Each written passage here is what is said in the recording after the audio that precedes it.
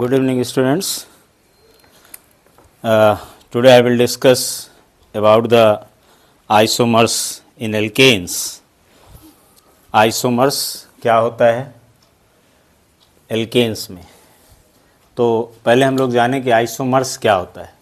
First of all कि what are isomers. Isomers होता है if two or more compounds if two or more compounds have similar molecular formula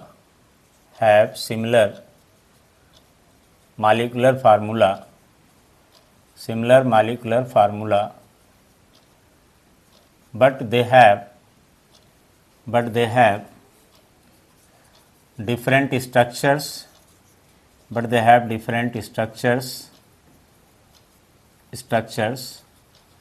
and properties are called isomers. ये है isomers की definition कि if two or more compounds have similar molecular formula but they have different structures and properties are called isomers. तो molecular formula हम लोग जानते हैं कि जिसमें सारे एटम्स को हम लोग क्या करते हैं, क्लब कर देते हैं. उसमें ना हमको फंक्शनल ग्रुप पता लगता है, ना बॉन्ड्स पता लगता है, ना कोई और ग्रुप पता लगता है, कुछ नहीं पता लगता. बस सिर्फ ये पता रहता है कि कौन कौन से एटम है और क्या उनका नंबर है. जैसे तुम कहते हो ग्लूकोज का फार्मूला क्या है तो बोल देते हो C6H12O6. तो ग्लूकोज का वो केमिकल फार्मूला नहीं है, वो ग्लूकोज का मॉलिक्यूलर फार्मूला है जो बता रहा है कि ग्लूकोज में 6 कार्बन है, 12 हाइड्रोजन है और 6 ऑक्सीजन है. ऐसे फ्रक्टोज का अगर मॉलिक्यूलर फार्मूला लोगे तो उसका भी वही होता है C6H12O6 फ्रक्टोज का. तो अब ग्लूकोज का भी C6H12O6, फ्रक्टोज का भी C6H12O6. तब हम कह दें कि C6H12O6 है तो हम क्या उससे समझेंगे कि ग्लूकोज है, फ्रक्टोज है. तो मतलब मॉलिक्यूलर फार्मूला हमको कुछ नहीं बताता, सिर्फ ये बताता है कि कितने तरह के एटम्स हैं और उनका क्या नंबर है.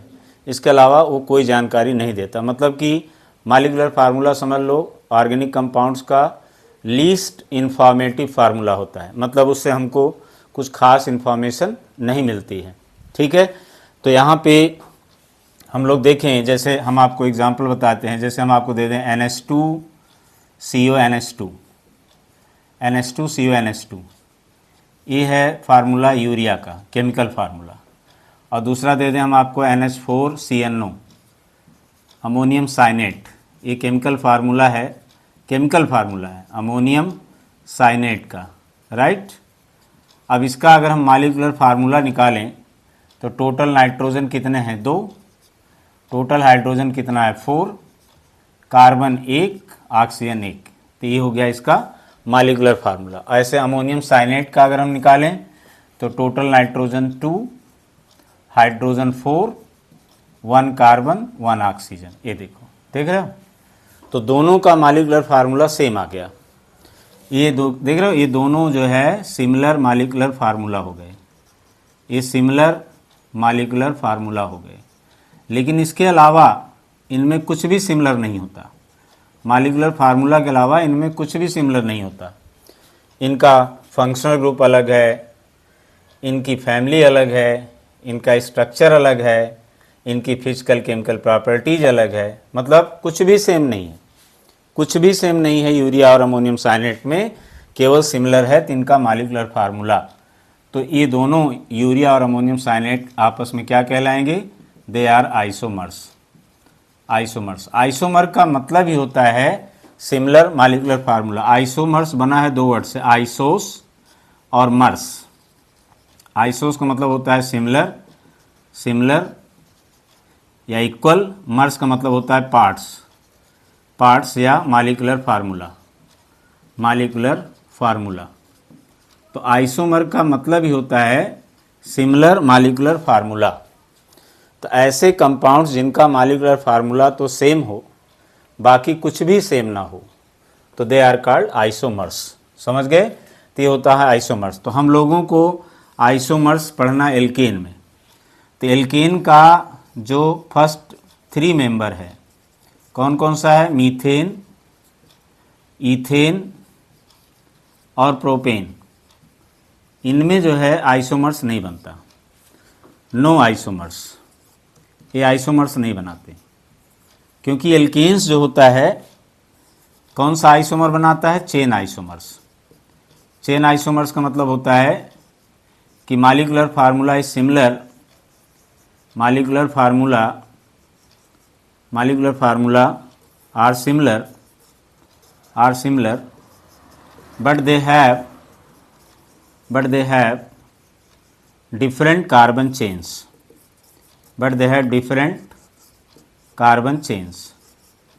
तो उनको हम लोग कहते हैं चेन आइसोमर्स।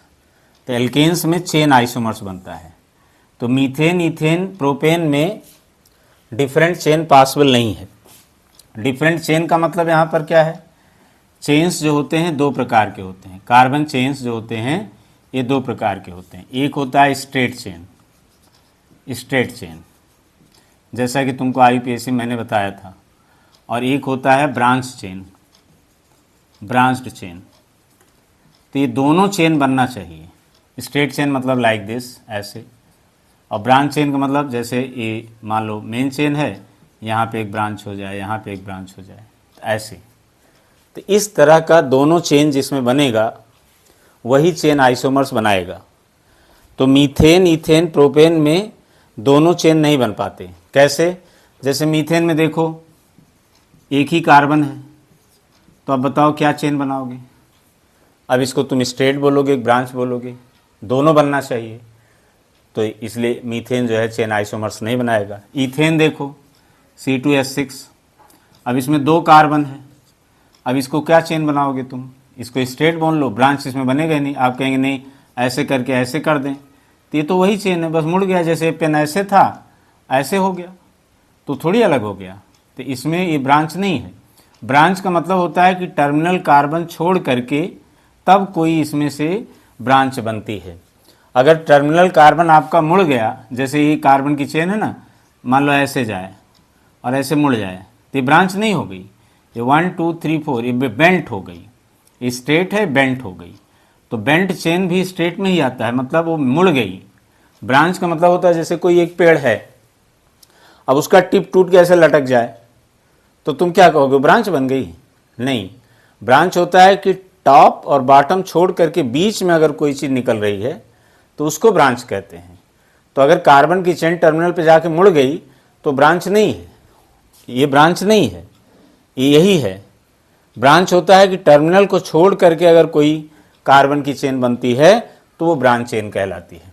इसी तरह से अगर प्रोपेन है C3H8, 3 कार्बन है, तो 1 2 3, चलो ये तो स्ट्रेट बन गई। अब ब्रांच आप बताओ कैसे बनाओगे? बताओ, ऐसे बनाओगे 1 2 3, तो ब्रांच कहाँ है? ये तो मुड़ गया है, ऐसे जाके मुड़ गया। ये 3 कार्बन तो 3 ही रखना है ना। आइसोमर का मतलब हुआ कि मॉलिक्यूलर फार्मूला सेम रखना है, मतलब कार्बन की संख्या नहीं चेंज कर सकते आप। 3 कार्बन है तो स्ट्रेट चेन तो बन गया, ये वाला चेन तो बन गया, लेकिन ये वाला चेन इसमें नहीं बन पाएगा। आप कहीं पर भी लगाओगे मुड़ा हुआ, उसको बेंट चेन कहते हैं, उसको ब्रांच चेन नहीं कहते। ब्रांच चेन ऐसे होता है, टर्मिनल को छोड़ करके कोई कार्बन की चेन बने तो वो ब्रांच होती है। तो यही कारण है कि यहाँ पर जो है आपके ये जो तीनों हैं मीथेन, ईथेन, प्रोपेन, ये आपके चेन आइसोमर्स नहीं बनाते। ब्यूटेन से बनना शुरू होगा। जैसे ब्यूटेन में क्या होता है? C4H10, ये क्या है तुम्हारा? ब्यूटेन। अब इसमें बन जाएगा कैसे? जैसे 4 कार्बन की एक स्ट्रेट चेन बन जाएगी ऐसे, और या 3 कार्बन की स्ट्रेट चेन बना के बीच वाले कार्बन पे एक ब्रांच बना दे। ये देखो, देख रहे हो, ये ब्रांच बन गई। यही 2 ही पॉसिबल है, 2 ही चेन पॉसिबल है।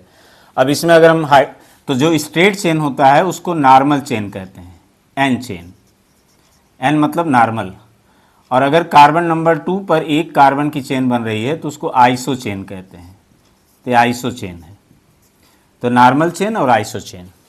तो इसलिए ब्यूटेन के 2 आइसोमर्स बनेंगे। अगर हम इसमें ऐसे बना के कार्बन का 1 2 3 4 और इसमें हाइड्रोजन की फिलिंग कर दें लाइक दिस, ये देखो ऐसे हाइड्रोजन की फिलिंग कर दो। हर कार्बन पे 4 बाड होने चाहिए क्योंकि कार्बन की वैलेंसी टेट्रा होती है। ये देखो ऐसे बना दो, मतलब इसको क्लब करो तो क्या बनेगा, CH3 CH2 CH2 CH3। तो इसको कहेंगे एन ब्यूटेन। एन ब्यूटेन का मतलब नॉर्मल ब्यूटेन। एन क्यों बोला, क्योंकि इसमें कार्बन की ये वाली चेन छिपी हुई है, स्ट्रेट चेन, इसलिए एन लगा दिया गया, एन ब्यूटेन। इसी तरह से इसमें आइसो चेन में बनाओ, 3 कार्बन की आपने चेन बनाई, एक ब्रांच बना दिया। अब इसको हाइड्रोजन की फिलिंग करो, 1 बाड है 3 लगेगा, यहाँ 3 बाड है तो 1 लगेगा, यहाँ 1 बाड है 3, यहाँ 1 बाड है तो 3। तो इसके H को फिट कर दो, ये देखो ऐसे, इस तरह से लाइक दिस, ये देखो। तो अगर हम इसको क्लब करके लिखें तो कैसे दिखेगा, इसको क्लब करेंगे तो CH3, यहाँ CH और नीचे आया तो ये CH3 और ये आ गया आपका CH3, ये देखो ये बन गया। तो पहला आइसोमर ए है नॉर्मल ब्यूटेन और दूसरा आइसोमर क्या हो गया, अब इसको इसमें चूंकि आइसो चेन छिपी है, ये वाली चेन छिपी है, तो इसलिए इसका नाम है आइसो ब्यूटेन, इसका नाम है आइसो ब्यूटेन। देख रहे हैं, तो ब्यूटेन के कितने चेन आइसोमर्स होते हैं, 2, नॉर्मल ब्यूटेन और आइसो ब्यूटेन। अगर आपको आइसो ब्यूटेन नहीं याद होता है तो IUPAC नेम लिख दो, 1 2 3 2 मेथाइल प्रोपेन। अगर आपको मान लो कॉमन नेम नहीं आ रहा है तो IUPAC लिख दो, 2 मेथाइल प्रोपेन। IUPAC नाम वो भी सही है, 2 मेथाइल प्रोपेन, ये भी करेक्ट है, ऐसे ये भी लिख सकते हो। तो इस तरह से ब्यूटेन के तुमने देखा कुल कितने आइसोमर्स बनते हैं, ब्यूटेन के कुल 2 आइसोमर्स होते हैं। इनका मॉलिक्यूलर फार्मूला, इसका मॉलिक्यूलर फार्मूला देख लो, C4H10A भी है और C4H10A भी है। तो मॉलिक्यूलर फार्मूला इनका सेम है, लेकिन इनका स्ट्रक्चर, इनकी प्रॉपर्टीज सब कुछ अलग होता है, इसलिए क्या कहलाएंगे, दे आर कॉल्ड आइसोमर्स। क्योंकि आइसोमर्स का मतलब क्या होता है कि मॉलिक्यूलर फार्मूला तो सिमिलर हो लेकिन उनकी बाकी जो प्रॉपर्टीज है वो अलग होनी चाहिए। ऐसे अगला देखो पेंटेन, C5H12, ये हमारा क्या है, पेंटेन। तो इसमें देखते हैं कैसे कितने चेन हैं। अब एक तो स्ट्रेट चेन बनेगा, 1 2 3 4 5 स्ट्रेट चेन, तो इसको नॉर्मल चेन कहेंगे, ये हुआ। दूसरा क्या बनेगा, 1 2 3 4 ऐसे कर दो, और 5वां कार्बन, कार्बन नंबर 2 पर, चाहे इधर से 2 गिन लो चाहे इधर से, तुम्हारी मर्जी, चलो यहाँ लगा देते हैं। तो ये देखो कार्बन नंबर 2 पर 1 2 3 4, अगर कार्बन नंबर 2 पर एक कार्बन जुड़ा हुआ है एज ए मेथाइल तो इसको आइसो चेन कहते हैं। तो ये आपका इसमें क्या हो गया, आइसो चेन हो गया। अब मान लो हम 3 कार्बन की चेन बना दें ऐसे, ये देखो, इसी कार्बन नंबर 2 पर 2 कार्बन ऐसे साइड में लगा दे ब्रांच में, इस तरह से, तो इसको बोलते हैं नियो चेन, इसको बोलते हैं नियो चेन। ये देखो, तो ये नियो चेन हो गया। तो इसमें 3 चेन बन रही है, normal chain, iso chain, neo chain. तो अब अगर इसमें हम हाइड्रोजन की फिलिंग करें, जैसे यहाँ पे मैंने बना के फिलिंग किया था, तो मैं डायरेक्ट लिख दे रहा हूँ, समझ जाओगे ना। यहाँ CH3 CH2 CH2 CH2 CH3, क्योंकि यहाँ एक बाड है 3H लगेगा, यहाँ 2 बाड है तो सिर्फ 2H लगेगा, क्योंकि टोटल 4 होना चाहिए। तो इसके हिसाब से अगर हम इसकी फिलिंग करें तो ये क्या बनेगा, CH3 CH2 CH2 CH2 CH3, ये हो गया। अब इसमें ये चेन छिपा है तो इसलिए इसका नाम होगा नॉर्मल पेंटेन, एन पेंटेन जिसको कहते हैं, नॉर्मल पेंटेन। अब इसमें आप उसी तरह से फिलिंग करो, इस कार्बन पे CH3 होगा और यहाँ पे 3 बाड है, यहाँ देखो 3 बाड है तो एक ही H लगेगा, तो CH, और यहाँ पे एक बाड है तो 3 लगेगा, CH3, और ये CH2 CH3, ये हो गया।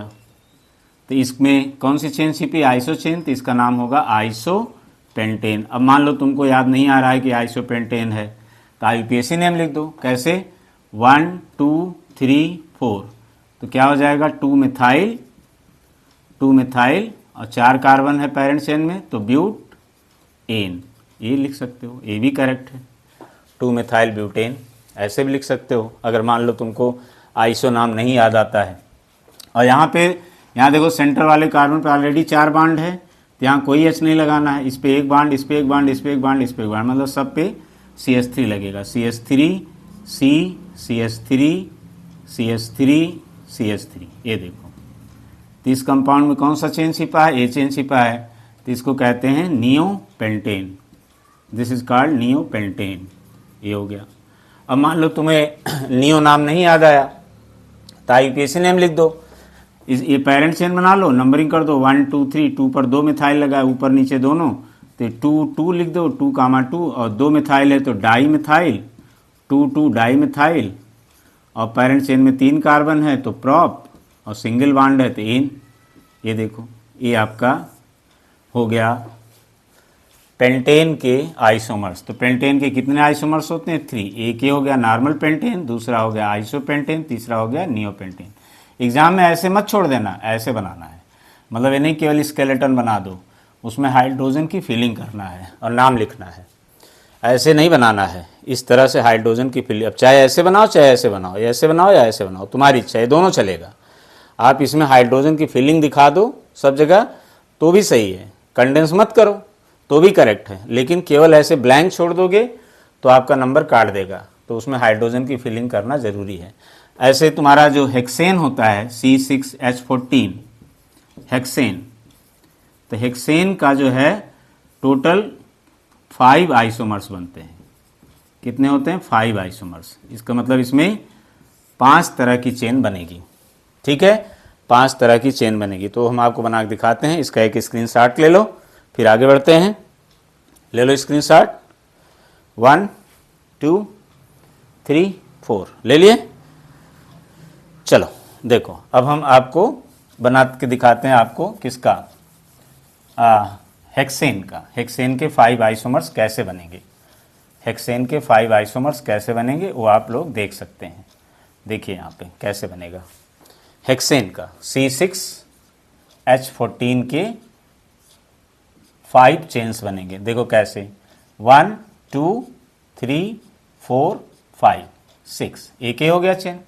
दूसरा 5 की चेन बनाओ, 1 2 3 4 5, और कार्बन नंबर 2 पर एक लगा दो मिथाइल बनने के लिए। तो ये कौन सी चेन है? Normal chain. ये कौन सी चेन होगी? Iso chain. अब आप 4 की चेन बनाओ, 1 2 3 4, और कार्बन नंबर 2 पर 2 मिथाइल लगा दो, एक ऊपर एक नीचे। ये जो कार्बन है क्या बनेगा? मिथाइल बनेगा ना, क्योंकि 3H लगाओगे तो CH3 हो जाएगा, ये भी CH3 हो जाएगा। तो कार्बन नंबर 2 पर अगर 2 मिथाइल है तो उसको नियो चेन कहते हैं, तो नियो चेन हो गया। और क्या बन सकता है? हम इस कार्बन को यहाँ पे लगा दें 3 पर, 1 2 3 4 5, और 3 पर लगा दें मिथाइल। लेकिन अब इसको आइसो नहीं कहेंगे, आइसो तभी कहा जाएगा जब आपका कार्बन नंबर 2 पर मिथाइल लगा हो, 3 पर नहीं। तो इसका कैसे नाम लिखेंगे? तो इसका आईयूपीएसी नेम लिख देना। और क्या बन सकता है? एक कि 4 की चेन बनाओ और कार्बन नंबर 2 पर एक मिथाइल और 3 पर एक मिथाइल, ऐसे लगा दो। ये देखो, तो एक टोटल आपके 1 2 3 4 5 ये बनेंगे। अब इसमें हाइड्रोजन की आप फिलिंग कर दो और नाम लिख दो। तो चलो करते हैं यहाँ पे। जैसे क्या बनेगा? CH3 CH2 CH2 CH2 CH2 CH3। तो इसमें नॉर्मल चेन है तो इसका नाम होगा N हेक्सेन। N हेक्सेन का मतलब क्या हो गया?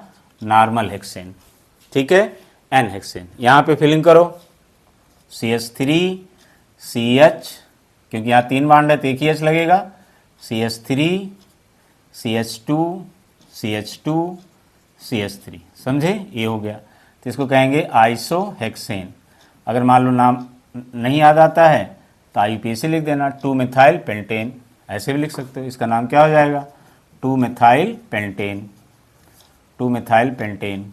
इस तरह से आप इसका नाम लिख सकते हो, 2 मिथाइल पेंटेन। यहाँ पे देखो CH3 C CH3 CH3 CH2 CH3, ये बन गया। अब एक इसमें कौन सी चेन छिपी है? ये वाली, तो नियो चेन छिपी है, तो इसका नाम हो गया नियो हेक्सेन। और मान लो इसका नियो नाम नहीं याद आता है तो आईयूपीएसी लिख देना, 1 2 3 4, इधर से नंबरिंग करके। तो क्या हो जाएगा? 2 2, 2 पर दोनों है तो दोनों के लिए नंबर वही लिखोगे, 1 2 3 4। तो ये दोनों के लिए 2 2 नंबर कामा करके लिखोगे, और 2 है तो डाई, सिमिलर है तो डाई मिथाइल, और पेरेंट चेन में कितने कार्बन है? 4, तो ब्यूट, और सिंगल बॉन्ड है 3। ये हो गया इसका IUPAC नेम। अगर आपको कॉमन नेम नहीं आता है नियोहेक्सेन याद, तो आप IUPAC लिख दो। अब ऐसे इसमें फिलिंग कर दो, तो CH3 CH2 CH CH3 CH2 CH3, इसका तो आपको IUPAC ही लिखना पड़ेगा, क्योंकि इसको आइसो नहीं बोल सकते। आइसो तब बोलते जब कार्बन नंबर 2 पर मिथाइल होता है। तो यहाँ पर 3 पर है तो नंबरिंग करो 1 2 3 या 1 2 3, 3 पर तो 3 मिथाइल, और पैरेंट चेन में कितने कार्बन है 5, तो पेंट सिंगल बॉन्ड है 3, 3 मिथाइल पेंटेन। ये हो गया आपका चौथा। पांचवा इसमें फिलिंग कर दो, इसमें तो CH3 CH CH3 CH CH3 CH3, ये हो गया। तो इसका भी IUPAC लिखना पड़ेगा, कॉमन नेम नहीं है। तो नंबरिंग करो 1 2 3 4, तो एक 2 पर मिथाइल एक 3 पर, तो 2, 3 दोनों का नंबर लिखो 2 3, और दोनों मिथाइल सिमिलर हैं तो डाई मिथाइल। ये हो गया। 4 कार्बन है तो ब्यूट, और सिंगल बॉन्ड है तो एन। ये देखो, ये आपके टोटल 5 आइसोमर्स हो गए। एक ये हो गया, एक ये हो गया, एक आपका ये हो गया, एक ये हो गया, और एक ये हो गया। तो 5 आइसोमर्स हो गए। तो यही आपके सिलेबस में है। आइसोमर्स क्या होता है, आइसोमर्स का क्या मीनिंग होता है, ब्यूटेन के कितने आइसोमर्स होते हैं 2, एन ब्यूटेन और आइसोब्यूटेन। पेंटेन के कितने होते हैं 3, एन पेंटेन आइसोपेंटेन नियोपेंटेन। और हेक्सेन के कितने होते हैं 5, एन हेक्सेन आइसोहेक्सेन नियोहेक्सेन 3 मिथाइल पेंटेन और 2 3 डाईमिथाइल ब्यूटेन। तो इनका नाम भी आपको लिखना होगा, और इस तरह से चाहे चेन बना के फिलिंग कर दो, या डायरेक्ट तुम्हें याद हो जाए तो डायरेक्ट लिख दो। कोई जरूरी नहीं कि बना के ही ये लिखो, अगर तुम्हें डायरेक्ट याद हो जाता है डायरेक्ट लिख दो, लेकिन गलती ना हो ये ध्यान रखना। और नाम लिखना जरूरी है। अगर कॉमन नेम तुमको नहीं याद आता है तो आप IUPAC नेम भी लिख सकते हैं। ओके, तो ये हो गया आपका हेक्सेन के 5 आइसोमर्स। चलो इसका एक स्क्रीनशॉट ले लो, जिससे कि आप अपने क्लास नोट में इसको लिख सकें। क्लास नोट में सबको लिखना है, फिर हम आगे बढ़ते हैं। ले लिए, ले लो। 1 2 3 4 5 हो गया। चलो अब चलते हैं हम लोग इस चैप्टर के लास्ट टॉपिक पर, और हमारा लास्ट टॉपिक है that is the soap and detergents. तो पहले हम लोग सोप के बारे में पढ़ते हैं और फिर डिटर्जेंट के बारे में पढ़ लेंगे, क्योंकि जो सोप का क्लीनिजिंग एक्शन है, प्रॉपर्टी है, लगभग वैसे ही आपका डिटर्जेंट का भी होता है। तो सोप को अच्छे से हम समझ जाएं तो डिटर्जेंट भी बड़े आसानी से समझ सकते हैं, कोई बहुत कठिन नहीं है, इजी टॉपिक है। तो soap and detergent, this is the last topic of this chapter. तो हम लोग अब आते हैं, हमारा है soaps and detergents, soaps and detergents. Okay, तो हमारा ये टॉपिक है। इसके इस वर्ड से आप सभी लोग फैमिलियर हैं, सभी लोग सोप क्या होता है जानते हैं, डिटर्जेंट पाउडर क्या होता है जानते हैं। तो सारे लोग उससे बारे में परिचित हैं, ये आपके लिए कोई चीज़ नहीं है। तो सोप मतलब एक क्लीनिजिंग पर्पजेस के लिए यूज़ होने वाला केमिकल है, डिटर्जेंट भी क्लीनिजिंग पर्पजेस के लिए यूज़ होने वाला केमिकल है। ठीक है, तो चलो पहले हम लोग देखते हैं सोप के बारे में। तो पहले सोप की डिफिनीशन कि सोप क्या होता है। It is sodium salt of long chain alkyl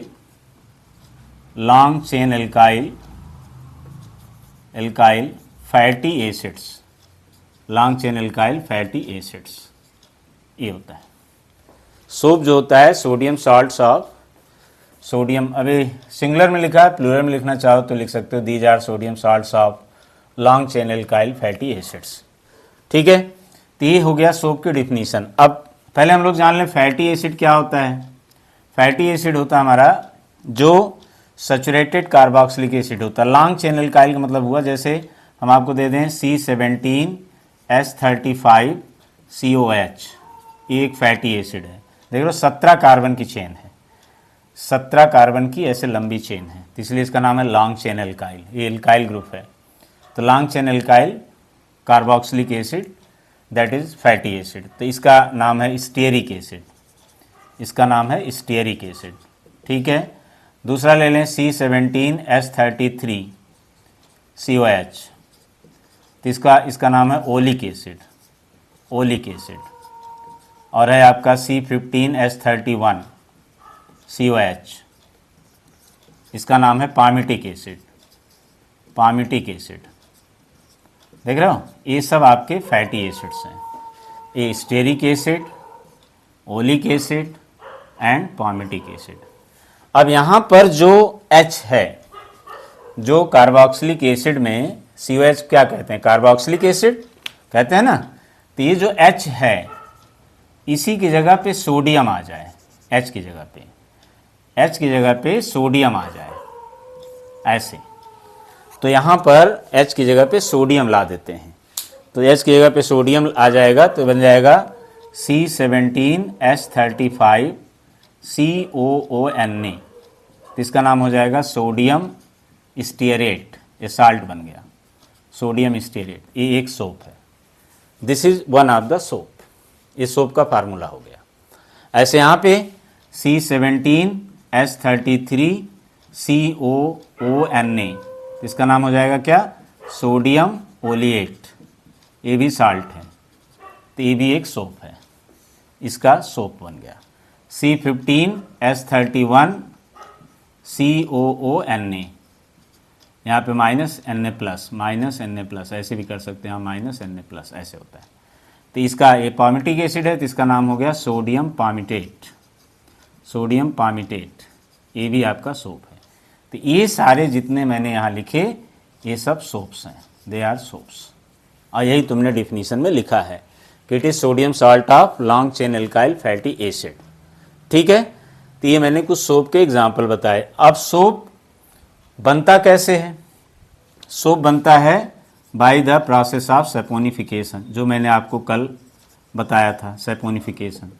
तो सैपोनिफिकेशन में क्या होता है, आप ऑयल ले लो या फैट ले लो, ऑयल या फैट, उसको आप एक्वस NaOH से, मतलब एल्कली से जब आप ट्रीट करोगे तो इसका हाइड्रोलिसिस होगा और आपको मिलेगा soap plus glycerol, soap plus glycerol, ये मिलता है। This is called saponification. Oil या फैट को जब हम एक्वस NaOH से ट्रीट करते हैं, तो जैसे मान लो मैं एक ऑयल या फैट का इसी से बना देता हूँ, CH2OOC C17H35 CHOOC C17H35, अगर याद होगा तो भी लिखना, नहीं तो कोई बात नहीं, आप समझ लो बस, CH2OOC C17H35 ये है।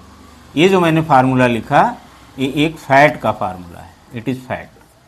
आप कहेंगे कैसे, अगर हाइड्रोजन का नंबर कार्बन के डबल से ज़्यादा है, हाइड्रोजन का नंबर कार्बन के डबल से ज़्यादा है, कार्बन का डबल 17 का डबल 34 और ये कितना है 35, तो समझ लो ये फैट है। और अगर हाइड्रोजन का नंबर कार्बन के डबल से कम है, जैसे अगर मैं C17H33 ले लूँ यहाँ पे, तो कार्बन का 17 का डबल 34 और यहाँ 33 हो जाए, सब जगह 33 हो जाए, तो आयल बन जाएगा, तो आयल होगा। यही फैट और आयल में अंतर होता है। फैट में क्या होता है, सैचुरेटेड एल्काइल होता है, और आयल में क्या होता है, अनसैचुरेटेड एल्काइल होता है। तो ये आपका फैट है, इट इज़ ए फैट, समझ में आया है। तो अगर यहाँ 33 कर दो तो आयल बन जाएगा, और 35 है तो जैसे यहाँ देखो 1531, तो इसके डबल से एक ज़्यादा है, तो ये सैचुरेटेड, ये फैट बनाएगा, ये आयल बनाएगा, ये फैट बनाएगा। अगर हाइड्रोजन का नंबर कार्बन के नंबर से डबल से ज़्यादा हो तो समझ लो फैट है। अब इसको मैं एल्कली से रिएक्शन कराऊं, तो चूंकि यहाँ पे देख रहे हो 3 जगह एस्टर है, तो 3NaOH लेना पड़ेगा, 3NaOH एक्वस। अब इससे आपका ये जो बांड है, यहाँ जो देख रहे हो ये बांड यहाँ से टूटता है, ये OO के बीच का बांड यहाँ से ऐसे, ये यहाँ से ऐसे, ये टूट जाएगा, ये बांड ऐसे टूट जाता है। ठीक है, तो ये 3 पार्ट में टूटेगा, ये वाला हिस्सा C17H35 CONA, और वो ये जो टूटेगा ये वाला हिस्सा यहाँ से ले लेगा ONA, H को छोड़ देगा, तो 3 ONA निकलेगा, और ये 3 ONA इस वाले पार्ट से तीनों से जुड़ जाएगा, तो क्या बनेगा 3 मोल्स ऑफ C17H35 CO और यहाँ से ONA, ON ए मिल गया। और ये देखो यही है तुम्हारा दिस वन, ये देखो यही चीज़ है, मतलब तुमको क्या मिल गया, सोडियम स्टेरेट मिल गया। सोडियम स्टेरेट जो कि क्या है, एक सोप है, इट इज़ अ सोप, ये मिल गया आपको, सोप मिल गया। ये आप रिएक्शन चाहे ये लिख दो, और अगर ये याद हो जाए तो ये लिख दो। और जो ये बचा ये वाला पार्ट CH2O CHO CH2O, इन O के साथ यहाँ पे क्या बचा, ON तो तुम लेके चले गए, H बचा है, 3 H बचा है, 3 लिए तो 3 H बचा है, सब के साथ एक एक H लगा दो। तो लगा देते हैं CH2OH, CHOH इधर से जुड़ा रहेगा ये, और ये CH2OH, यही है तुम्हारा ग्लिसरॉल, यही है तुम्हारा ग्लिसरॉल जिसको तुम ग्लिसरीन भी कहते हो। ये है तुम्हारा एक, मैंने यहाँ पे रिएक्शन लिख के सोप बना के तुमको दिखा दिया एक्चुअल में सोप कैसे बनता है। ये हो गया आपका एक सैपोनिफिकेशन रिएक्शन। तो सैपोनिफिकेशन में आप ये भी रिएक्शन लिख सकते हो, ये भी रिएक्शन लिख सकते हो, जो तुम्हें याद हो जाए। चाहे तो यहाँ 33 करके लिख दो तो यहाँ 33 आ जाएगा, यहाँ C15H31 कर दो जो ए वाला है, तो यहाँ C15H31 वाला ए वाला बन जाएगा सोप। और अगर ए वाला लिए C17H33 तो ए वाला सोप बन जाएगा यहाँ। और ये तो मैंने दिखाई दिया। हाँ, ये मैं फिर बता दे रहा हूँ कि अगर हाइड्रोजन का नंबर कार्बन के नंबर से डबल से ज़्यादा है तो ये फैट होगा, और अगर कम है तो आयल होगा। ठीक है, तो फैट या आयल आप कुछ भी ले सकते हो। तो इस सोप का ये डिफिनीशन हो गया, इस सोप के एग्जाम्पल्स हो गए, ये फैटी एसिड्स हैं, ये सोप के एग्जाम्पल्स हैं, ये सैपोनिफिकेशन है। एक मैंने ऐसे जनरल रिएक्शन लिखा और एक स्पेसिफिक रिएक्शन लिख के आपको दिखा दिया। ठीक है, समझ गए। अब सोप मालिक्यूल के बारे में थोड़ा जान लो। जैसे आपने यही से सोप लिया है C17H35 COO -Na+, मान लो यही सोप तुमने लिया सोडियम स्टेरेट। तो ये लॉन्ग चेन एल्काइल कैसे हुआ, मैं दिखाता हूँ कैसे हुआ। इसको मैं C17 को लिखना शुरू करता हूँ चेन में, कैटनेशन 17 कार्बन का कैटनेशन होगा, समझ रहे हो, चेन जैसे बनाते हो। एक CH2 यहाँ CH3 फिर CH2 4 हो गया, 5 6 7 8 9 10 11 12 13 14 15 16 17 COO -Na+। ये देखो, ये है सोप के एक मालिक्यूल का इसका फार्मूला। ये है लॉन्ग चेन एल्काइल, जो तुमने यहाँ लिखा है लॉन्ग चेन एल्काइल का मतलब ये होता है। इसको अगर हम बॉन्ड लाइन में दिखाएं तो ऐसे भी दिखा सकते हैं, 1 CH3 1 2 3 4 5 6 7 8 9 10 11 12 13 14 15 16 17, फिर यहाँ पे CO -Na+। आप इसको ऐसे भी लिख सकते हैं। इसका मतलब होता है CH3 CH2 CH2 CH2 CH2 CH2 CH2 CH2 CH2 ऐसे करते चले जाओ। हर यहाँ पॉइंट पर CH2 है और किनारे वाला CH3 है, ऐसे भी कर सकते हो। तो ये जो तुम्हारा ये पार्ट है, यही है तुम्हारा लॉन्ग चेन एल्काइल, यही है लॉन्ग चेन एल्काइल। तो इसको हम लोग जो है टेल कहते हैं, सोप का टेल। और ये इधर जहाँ ये फंक्शनल ग्रुप है, साल्ट जहाँ बना है, ये इसको हम लोग हेड कहते हैं, हेड। ये आपका हेड होता है और ये टेल होता है। ठीक है, तो ये जो लॉन्ग चेन एल्काइल होता है ये हाइड्रोफोबिक होता है। हाइड्रोफोबिक का मतलब वाटर हेटिंग या water fearing, water hating group है, वाटर हेटिंग। हाइड्रोफोबिक मतलब वाटर से डरने वाला, हाइड्रोफोबिक का मतलब हो गया वाटर से डरने वाला। और जो हेड होता है ये वाला हिस्सा, ये हाइड्रोफिलिक होता है। हाइड्रोफिलिक मतलब वाटर अट्रैक्टिंग, मतलब वाटर को अट्रैक्ट करने वाला, वाटर अट्रैक्टिंग ये होता है। तो सोप में दो पार्ट होता है, एक होता है हाइड्रोफिलिक और दूसरा होता है हाइड्रोफोबिक। समझ में आया सबको? समझ में आया?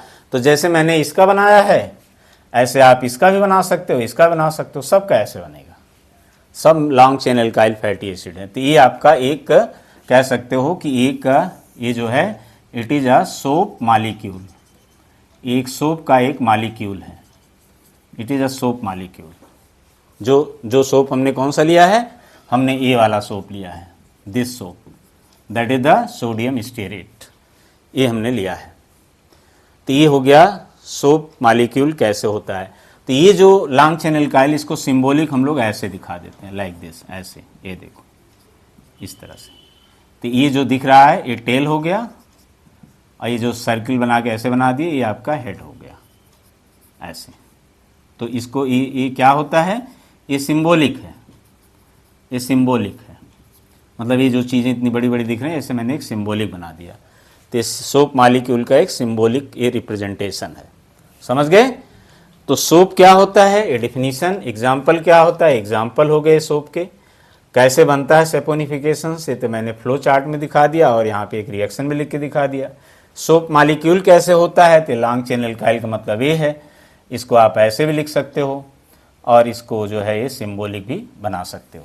तो ये था सोप क्या होता है, कैसे बनता है, और उसका क्या कैसे दिखता है। अब हमें पढ़ना है कि सोप का क्लींजिंग एक्शन क्या है, कैसे काम करता है, कैसे सफाई करता है। तो अगला हमारा जो टॉपिक है वो है cleansing action of soap, cleansing action of soap.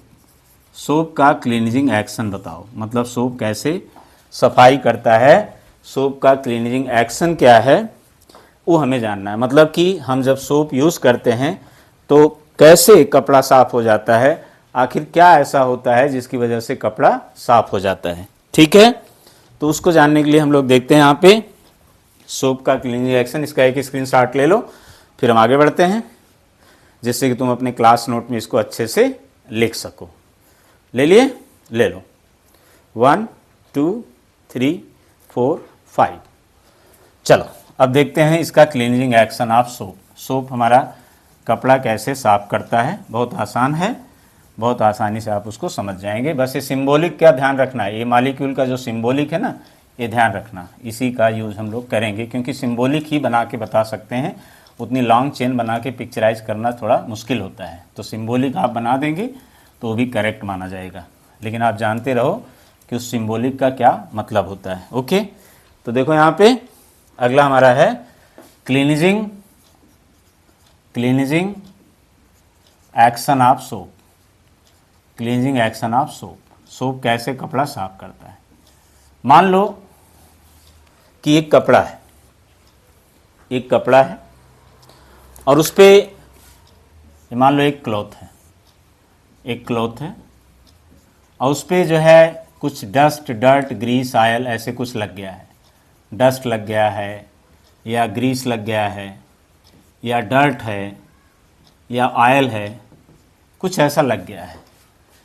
और पानी से हम जब इसको धुल रहे हैं तो साफ़ नहीं हो रहा है, पानी से साफ़ नहीं हो रहा है। क्यों साफ़ नहीं होता?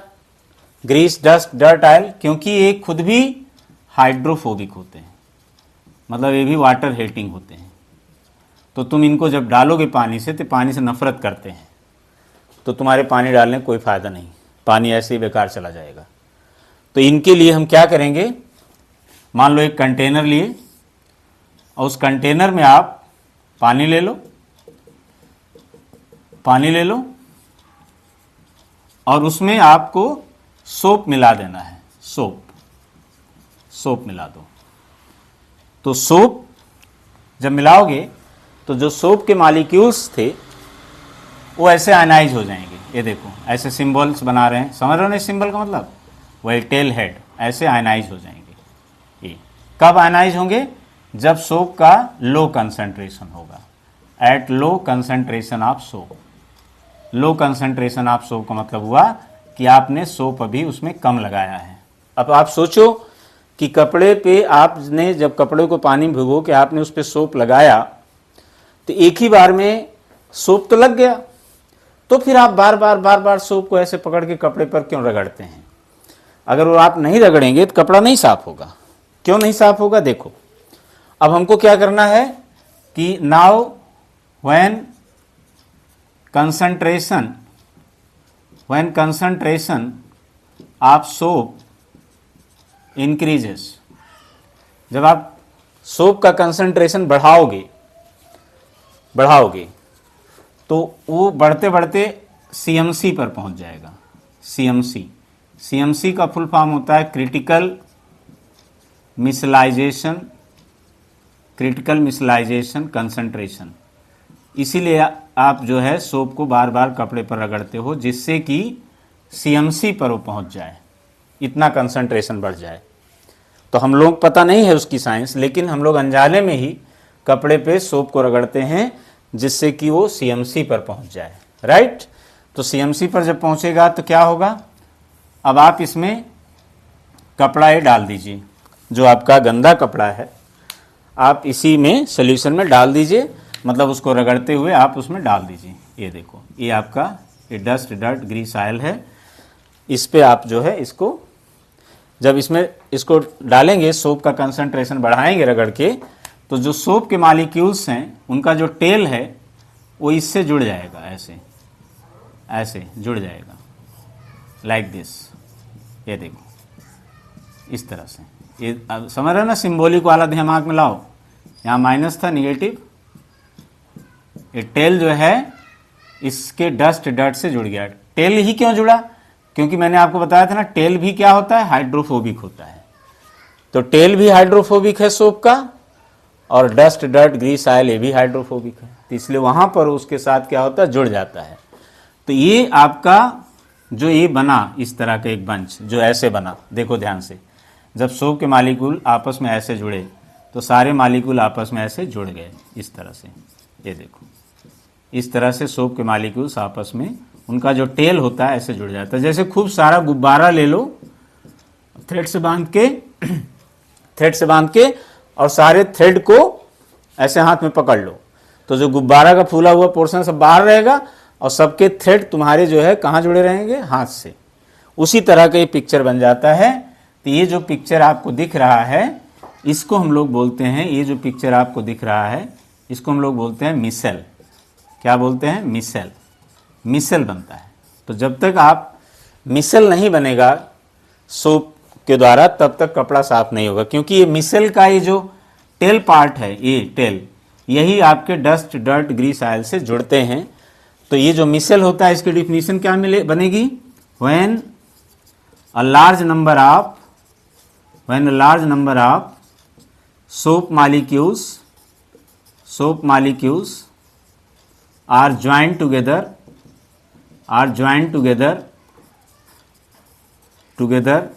through their hydrophobic part,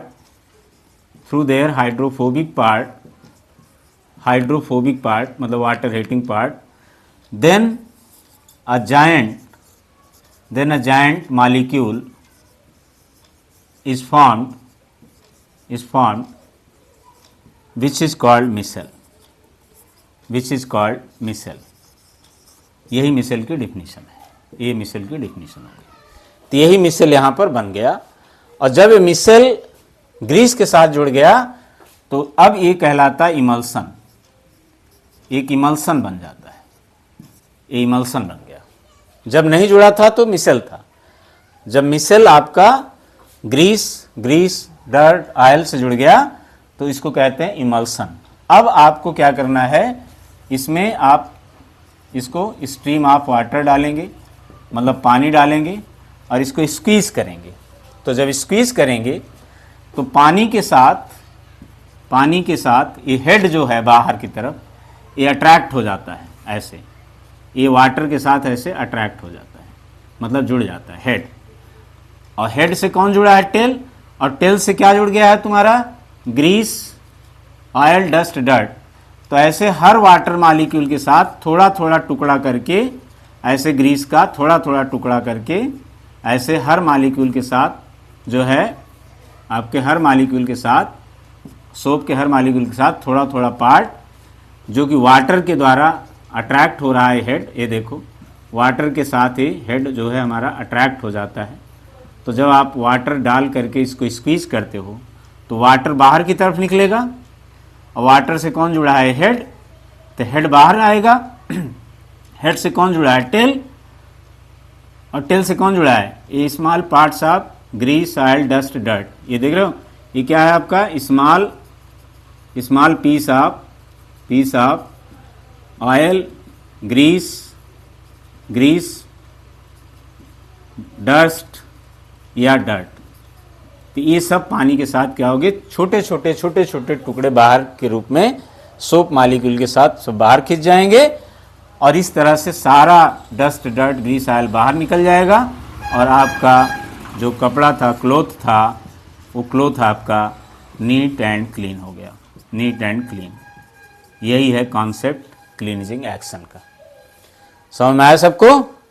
समझ में आया? तो this is the cleansing action of soap. तो क्या किया मैंने, पानी लिया, थोड़ा सोप मिलाया, मतलब कपड़े को पानी भिगोया, थोड़ा एक बार सोप लगाया, उससे काम नहीं चलेगा, और ज़्यादा सोप डालो, रगड़ो। कंसंट्रेशन सोप का, concentration, when concentration of soap increases, उसको तब तक इंक्रीज करो जब तक CMC मतलब ये ना बन जाए मिसल। जिस कंसंट्रेशन पर मिसल बनता है उसी को CMC कहते हैं, क्रिटिकल मिसलाइजेशन कंसंट्रेशन। मतलब होता है कि सोप का वह कंसंट्रेशन जिस पे मिसल बन जाए उसको CMC कहते हैं। और मिसल क्या होता है कि when large number of soap molecules are joined together through their hydrophobic part, then a giant molecule, a giant shape is form, that is called micelle. अब जो गंदा कपड़ा है उसमें डालोगे तो ये मिसल का हाइड्रोफोबिक उस डस्ट, डर्ट, ग्रीस, ऑयल से जुड़ जाएगा ऐसे, और एक बन जाएगा इमल्सन। और जब पानी डाल के उसको स्क्वीज करोगे तो पानी के साथ हेड निकलेंगे, ये हेड निकलेंगे, हेड से टेल जुड़ा है और टेल से कौन जुड़ गया है, डस्ट, डर्ट, ग्रीस, ऑयल, तो वो भी छोटा छोटा पार्ट बन के ऐसे निकल जाएगा। जैसे हम लोग मछली नहीं फंसाते हैं, मछली, तो उसी तरह से समझ लो यहाँ पे काम हो रहा है। तो ये है आपका total cleansing action of soap. तो इसका एक स्क्रीनशॉट आप लोग ले लीजिए। फिर अब इसका लास्ट पॉइंट बता देते हैं कि डिटर्जेंट के बारे में, फिर आगे बढ़ते हैं। ले लो इसका स्क्रीनशॉट। 1 2 3 4 5 हो गया। चलो, तो जैसे सोप का क्लीनिंग एक्शन होता है, बिल्कुल इसी तरह से क्लीनिंग एक्शन आपका डिटर्जेंट का भी होता है। बस इसलिए दोनों का क्लीनिंग एक्शन सेम है। हालांकि डिटर्जेंट का क्लीनिंग प्रॉपर्टी सोप से फास्ट होता है, ठीक है, क्योंकि जो हमारा डिटर्जेंट होता है वो भी मिसल बनाता है, लेकिन उसका जो मिसल फॉर्मेशन है वो सोप की कंपैरेटिवली फास्ट बनता है। तो इसलिए डिटर्जेंट हमारा जो होता है बेटर क्लीनिंग एक्शन रखता है। लेकिन डिटर्जेंट का ड्रॉबैक ये है कि वो नॉन बायोडिग्रेडेबल होता है, हालांकि अब तो बायोडिग्रेडेबल आने लगे। तो डिटर्जेंट्स क्या होता है, डिटर्जेंट्स हमारा होता है, ये होता है long chain alkyl ammonium salt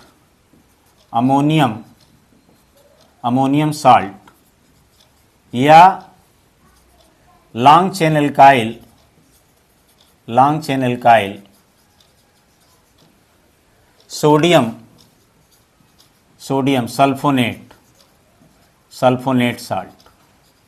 sodium sulphonate salts are called detergents. ये डिटर्जेंट्स की डेफिनेशन हो गई। Long chain alkyl ammonium salt या long chain alkyl sodium sulphonate salts are called detergents, ठीक है। तो यहाँ पर जैसे long chain alkyl ammonium salt, मान लो हम यहाँ पे लॉन्ग चेन एल्काइल ऐसे, उसी तरह से जैसे मैंने बनाया था N, यहाँ पे CH3, यहाँ पे CH3 ऐसे कर दें प्लस, तो ये एक तरह का डिटर्जेंट बन गया। या लॉन्ग चेन एल्काइल, इसका मतलब समझ रहे हैं ना, CH3 CH2 CH2 CH2 CH2 CH2 CH2 CH2 CH2 CH2 CH2 ऐसे N, तो ये आपका अमोनियम साल्ट हो गया। ऐसे हम 1 2 3 4 5 6 7 8 9 10 11 12 ऐसे कर दें। फिर यहाँ पे OSO3 माइनस Na प्लस कर दें, तो ये भी आपका एक डिटर्जेंट्स हो गया। तो ऐसे बहुत सारे, इसका मतलब समझ रहे हो भाई, CH3 CH2 CH2 CH2 CH2 CH2, समझ गए ना। तो ये सब आपके कुछ डिटर्जेंट्स हैं, उनके एग्जाम्पल्स होते हैं। तो इनका भी क्लींजिंग एक्शन बिल्कुल उसी तरह से है जैसे हमारा जो है क्लींजिंग एक्शन सोप का होता है। ये भी मिसल बनाएंगे, इनमें भी इमल्सन बनेगा, फिर इनमें भी उसी तरह से क्लींजिंग होता है। तो डिटर्जेंट और सोप का क्लींजिंग एक्शन एकदम सेम होता है। तो अगर आपसे एग्जाम में पूछे कि सोप और डिटर्जेंट में क्या डिफरेंस है, तो पहला तो डिफरेंस तो दोनों का आप डिफिनीशन बता दो और दोनों का एग्जाम्पल दे दो। इस तरह से, ठीक है। उसके बाद सोप के साथ एक ड्रॉबैक है, उसको मान लो, डिसएडवांटेज मान लो, drawback with the soap. Detergent साथ नहीं है, क्या ड्रॉबैक है सोप के साथ कि soap can not be used in hard water. Hard water में इसको यूज़ नहीं कर सकते। Soap can not be used in hard water. अब क्वेश्चन है हार्ड वाटर क्या होता है।